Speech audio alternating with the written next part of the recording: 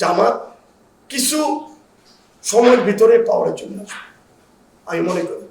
এবং আমি তো জামাতের আমার শত শত লোকের পরিচয়, তারা কি বলে জানেন যে ভাই আমরা তো ক্ষমতা চাই না, আমরা লোক বানাচ্ছি, লোকরা বানাইলে ক্ষমতা থাকবে না। দেখছেন আপনি ট্রাম্প ক্ষমতায় আসাতে বাংলাদেশের রাজনীতির উপরে কি প্রভাব পড়বে বা কোন দলের কি সুবিধা পাবে বলে মনে করেন? কিচ্ছু পাবে না।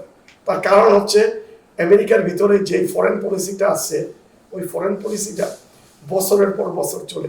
যেন ওয়ার অ্যান্ড টেররের বিরুদ্ধে জর্জ ডব্লিউ বুশ জুনিয়র আইন পাশ করে গেছে না, ওই আইনটা কি পর্যন্ত চলছে ভাই? ওই আইনটা চলছে ওবামার 2 টার্ম পর্যন্ত, বুঝছেন? ওটাকে চেঞ্জ করে নেয়। আমেরিকার ফরেন পলিসির কোনো চেঞ্জ হয় না, এটা ভুল কথা কেউ যদি মনে করে। আর শেখ হাসিনা আওয়ামী লীগের যে মিনিমাম যে একটা বুঝছেন স্ট্যান্ড ছিল, ওটাকে নষ্ট করে ফেলাইছে। ট্রাম্পের ফটোসে লাগায় কোন সহজে? তাকে অথরিটি কে দিছে? একটা দেশের প্রেসিডেন্ট, পৃথিবীর সবচেয়ে বড় পরাশক্তি, তার ফটো লাগায় তুমি ফটো জ্বালাবা, এরপরে তুমি এটা ট্রাম্পের কাছে পাঠাবা। তুমি পাইছো কি? হু আর ইউ? ভাই আমেরিকা এটা বুঝছেন, প্রেসিডেন্ট কোনো পাওয়ার নাই, বিশ্বাস করবেন। ডাইরেক্ট জিজ্ঞেস করে প্রেসিডেন্ট কি বলে জানেন? Mister president. এটা কি করবা? এটা কি হচ্ছে? This is America.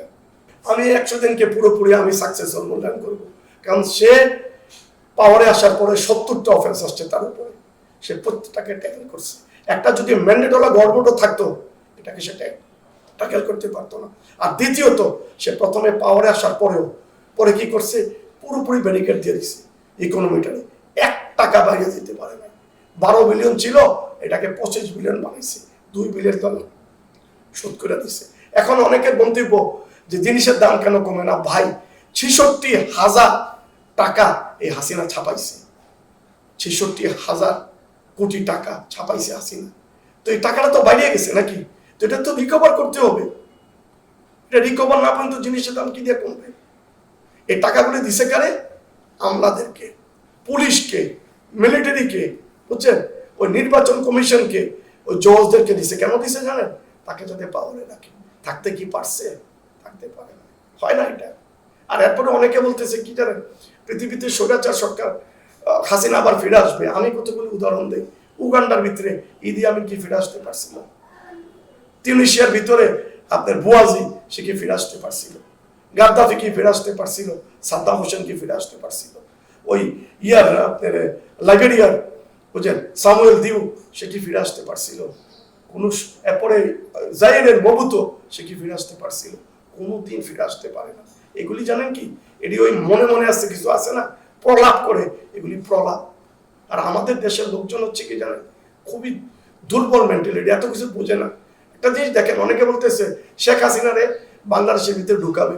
তো আমি বললাম যে ভাই, ভিয়েনা কনভেনশনের 2টা কি আছে লস।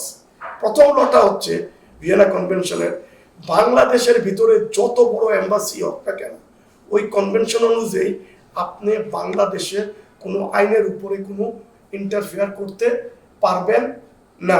বাংলাদেশের রাজনীতির উপরে আপনি কোনো ইন্টারফেয়ার করতে পারবেন না। এটা 52 ভিয়েনা কনভেনশন।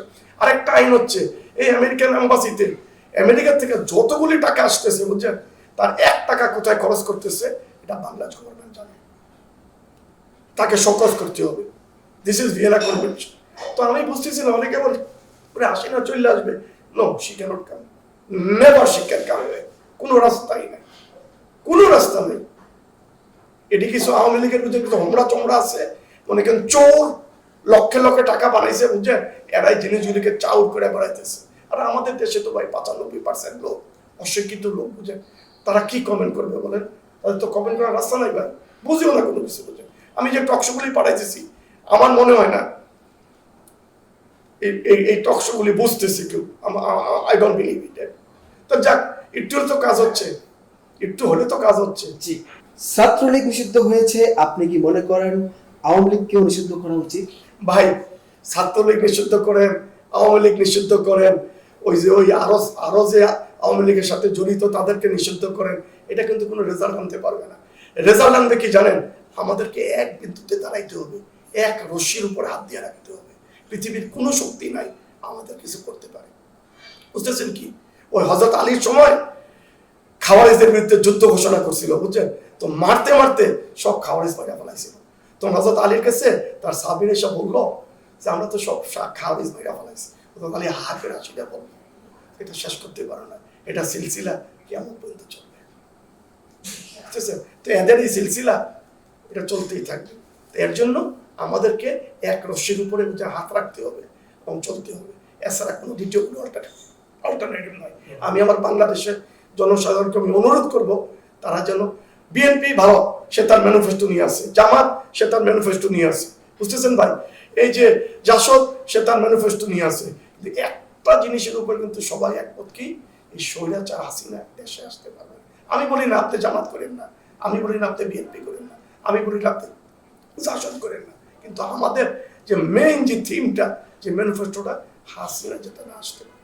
শুরু হয়েছে ভোটের খেলা। বড় দুটি দল আওয়ামী লীগের ভোট নিয়ে টানাটানি করছে, আসলে কি ঘটতে যাচ্ছে? আসলে ঘটতে যাচ্ছে কি জানেন, আমি যতটুকু কনসেপশন করি, ওই যে ঘুম বন্ধ হয়ে গেছে, খুন বন্ধ হয়ে গেছে, বুঝছেন আপনি? ফ্রিডম অফ স্পিচ চলতেছে, ফ্রিডম অফ কোর্ট চলতেছে, ফ্রিডম অফ রাইট চলতেছে, কিন্তু আমার মনে হয় কি, আমার যে পারসেপশনটা যেটা দেশে চলতেছে, বুঝছেন, এটা কেউ থামাইতে পারবে না। It will be continue. এটা বিএনপি আসুক আর যেই আসুক, এটা একমাত্র দূর করতে পারবে জামাতে ইসলাম। ওদিন আমাকে একজনের প্রশ্ন বলতেছে, ছাত্রলীগকে ব্যান করার পরে তো জামাতকে ব্যান করার পরে তারা তো আরো শক্ত হয়েছে। আমাকে ভাই, জামাত চলে কোরআনের ডাইরেকশনে, হাদিসের ডাইরেকশনে, আর এটা তো সব চোর, সব দর্শক, লুটেরা, এদের সাথে তুলনা করেন আপনারা? পুলিশ দিয়েছে ভাই, আমার কাছে প্রশ্ন জিজ্ঞেস করে বাঁচতে পারবে না। No way. আমরা পড়া কথা বলে সাদিশা বলতেন, বুঝছেন? আমরা পড়া কথা বলি না, পড়া কথা বলি না, বুঝছেন? তা আমি মনে করি ইনশাআল্লাহ জামাত যেভাবে বাড়তেছে সামনের দিকে, বুঝছেন, they will come to the power. তাদের যে স্ট্র্যাটেজি, এটা একটা এক্সেলেন্ট স্ট্র্যাটেজি, বুঝছেন? তারা যেভাবে বাড়তেছে, তারা লোকই যোগাইতেছে, এবং এমন কোনো আমি দেখি নাই জামাতে একটা লোক ঢুকছে আর ওই লোকটাকে বাইক করে আনছেন। আই ডোন্ট থিঙ্ক সো, এটা কোনোদিন সম্ভব না। এটা এমন এক পার্টি। কি কথা, মতদিবাদ, তুমি জানো মতদিবাদ কি? তুমি তো জানো না, পড়ছো? ওই বলে দিছে, কেউ চাওয়ার করে দিছে, চলতেছে ওইটা। কি দুঃখজনক ব্যাপার ভাই, আফসোস লাগে। আমি একটা কথা বলি ভাই, মনে কিছু না না, আমার কাছে মনে হয় জানেন, এই জেনারেশনটা আছে না, তার ম্যাক্সিমামটা ক্লাব। আমাদের সময় জেনারেশন তো এত ক্লাব ছিল না, যথেষ্ট প্রগ্রেসিভ জেনারেশন ছিল। এই জেনারেশনটা ক্লাব না আমার কাছে। মাস্টার ডিগ্রি পাস করে আমেরিকাতে যায়, বুঝছেন, এরপরে কি এমফিল করতে যায় আমেরিকাতে, হি নোজ নাথিং, কিছুই জানে না। আমরা কেউ আঙ্কেল আপনি এত কেমনে জানেন? আমি কি চাষা, কিছু জানতে হলে পড়তে হয়, চিন্তা করতে হয়, আমি ওই করি না, জানার তো কোনো কারণ নাই, কেন জানবো না? আর আমি একটা কথা বলি ভাই, বুঝছেন, আমি আল্লাহ তাআলার কাছে আমি চাইছি, আমি কোনো নেগেটিভ পাই না আমার জীবনে, বুঝছেন? আমার শেষে একটা চাওয়া ছিল কি জানেন, আল্লাহ এই সুরাচারকে সরাই দাও, কিন্তু আমারটা অ্যাকসেপ্ট করছে, এটা কিন্তু অ্যাকসেপ্ট করছে আল্লাহ। আমাকে অস্ট্রেলিয়া থেকে বলতো, নিউজিল্যান্ড থেকে বলতো, সৌদি আরব থেকে বলতো যে এই সরকারকে সরাবেন কেমনে আপনি, সে যেভাবে বসছে। আমি বললাম যে দেখেন, আল্লাহ তাআলার যে স্ট্র্যাটেজিটা আছে না, ওটা আমার চিন্তার বাইরে। ওটা ওই 319 জনের স্ট্র্যাটেজি। এটা একটা সিম্বলিক ওয়ার্ড, যে সৈয়দনা দাউদ ওই গোলায়েতের বিরুদ্ধে যুদ্ধ করছিল।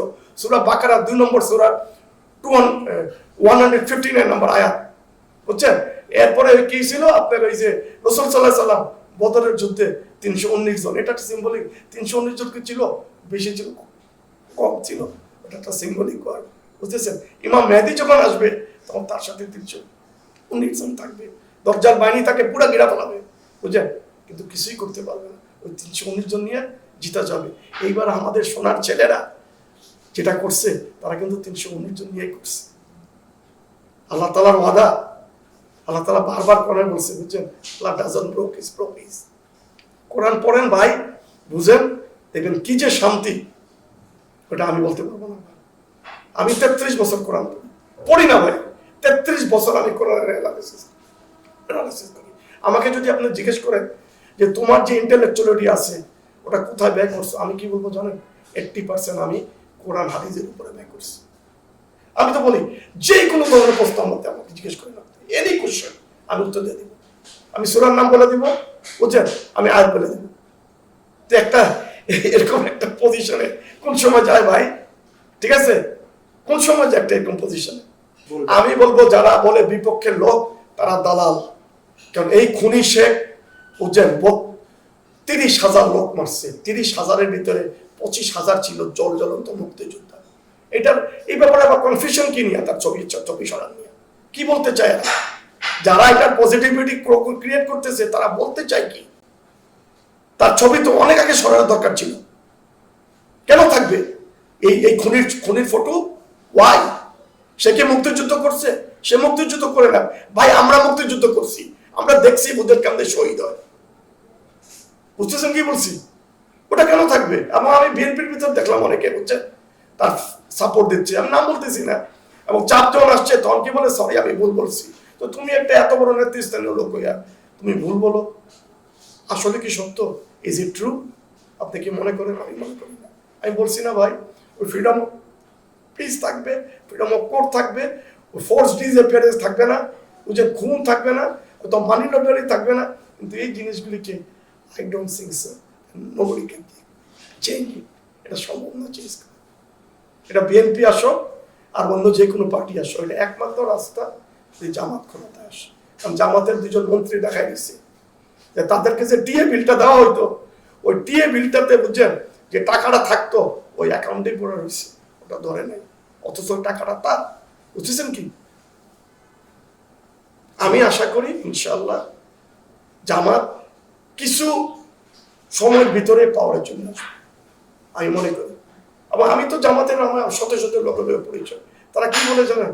যে ভাই আমরা তো ক্ষমতা চাই না, আমরা লোক বানাচ্ছি। লোকরা বানাইলে ক্ষমতা থাকবে না। দেখছেন আপনি আলজেরিয়ার অবস্থা কি হয়েছে? ফিস পুরোপুরি ক্ষমতা নেওয়ার পরে রাখতে পারে না, খেয়াল করছেন?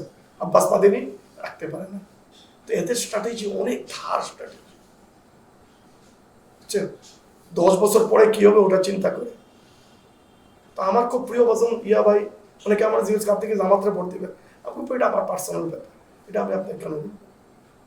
কারণ আপনার তো মনে কথাতে আপনি জামাতের লোক, আপনি মনে করলে করতে পারেন, কারণ কি হইতে পারে। সর্বশেষ প্রশ্ন, সেটি হচ্ছে আপনি একজন মুক্তিযোদ্ধা হিসেবে দেশের মানুষকে কি বলবেন?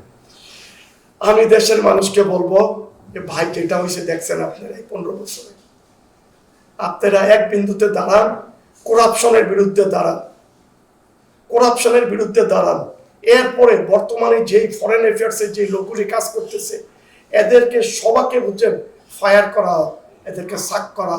আমার দেশের হাজারে হাজারে মেধাবী ছেলে আছে, এদেরকে যদি 2 সপ্তাহের জন্য, বুঝছেন, আপনি যদি ফরেন ট্রেনিং দেন, এরা যে লঞ্চ ইন্টেলেক্টুয়াল লঞ্চ করবে, বুঝছেন, এটা এখন যারা আছে তারা পারবে না। এটা আমার অনুরোধ, এটা ভাইয়েরা আপনার এক বিন্দুতে থাকেন, এর কিন্তু আপনাদের উপরে বিপদ আসবে। আর আপনার এক বিন্দুতে থাকলে মোদি কি, সে কিছুই করতে পারবে না।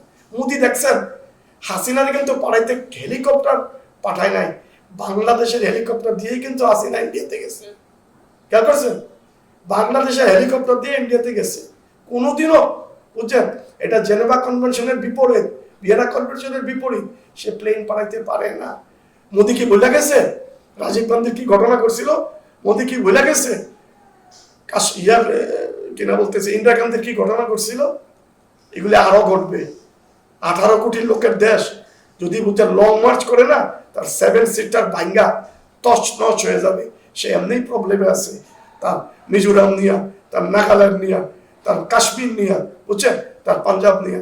নো ওয়ে, সে কিছুই করার তার ক্ষমতা নেই। সে বৈশা বৈশা কানবে। আর দ্বিতীয়ত, সে কলিশন করে আসছে, দেখছেন, তার কলিশনের ভিতরে কিন্তু কথা চলে আসছে। হাসিনাকে কেন জায়গা দেওয়া হয়েছে? উইসি একটা কলিশন যদি পড়া যায় মোদি শেষ। এসব ভাই হিন্দু সুপ্রিমেসি, এগুলি চলে না পৃথিবীতে বর্তমান, এগুলি চলে না। অনেকে দেন না কি চাউর করতেছে, জামাত ক্ষমতা আসলে পরে এই করবে, এই অত্যাচার হাত কাটবে। ভুল ধারণা আপনাদের। ওটা অনেক হাত তখনই কাটার ইয়ে আছে যখন আপনার মৌলিক অধিকার গ্যারান্টি দিতে পারে। বাংলাদেশে কি মৌলিক অধিকারের গ্যারান্টি আছে? নাই তো, কোনোদিন হাত কাটবে না। তারা আস্তে আস্তে উপরের দিকে উঠতে হবে। আমার খুব প্রিয় ভজন দল একটা, জামাতে ইসলাম। আমি লাইক ইট, এই প্রতিটা ইয়েকে পছন্দ করি। অনেকে বলে জামাতে এই করছে ওইটা করছে, ভাই এটি খোলসদারি লোক, জামাতের খোলস পয়রা এগুলি করতেছে জামাতকে কন্টামিনেট করার জন্য। এরা জামাত না। যারা কোরআন পড়ে, যারা হাদিস পড়ে, they will not do it। অসম্ভব ব্যাপার। আমাকে দিয়ে করা একটা দিই কোনো কাজ দিই, অফার করে দিই, আমাকে আনতে পারি না, পারবে না আনতে। ভাই মৃত্যুরে ভয় পাই, যে কোনো সময় মৃত্যু চলে আসবে। কি উত্তর দিব যাইয়া কবরের ভিতরে? আল্লাহ তাআলা মানুষকে একটা ইন্টেনশন নিয়ে পৃথিবীতে পাঠাইছে, বুঝছেন? কোনো আপনি চাকরি করেন, আপনি একটা ইন্টেনশন দিয়ে কাজ করবেন, তাকে বেতন দেওয়া হবে। আমি দুটা কোরআনের আয়াত দিয়ে শেষ করতেছি। আপনি সূরা মুমিনুন 23 নম্বর সূরা মুমিনুনের ভিতরে আল্লাহ তাআলা কি বলতেছে? When the believer will be asked by the Allah subhanahu wa ta'ala in the day of the resurrection, how long you were carried into the earth.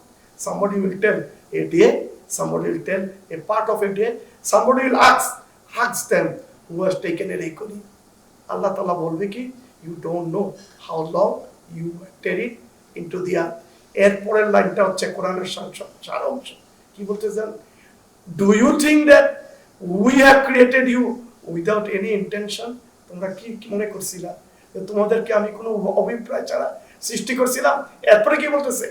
And your final return will not be to us. ভাই কোরআন পড়েন, কি যে মজা, বুক প্রশস্ত হয়ে যাবে, মন প্রশস্ত হয়ে যাবে।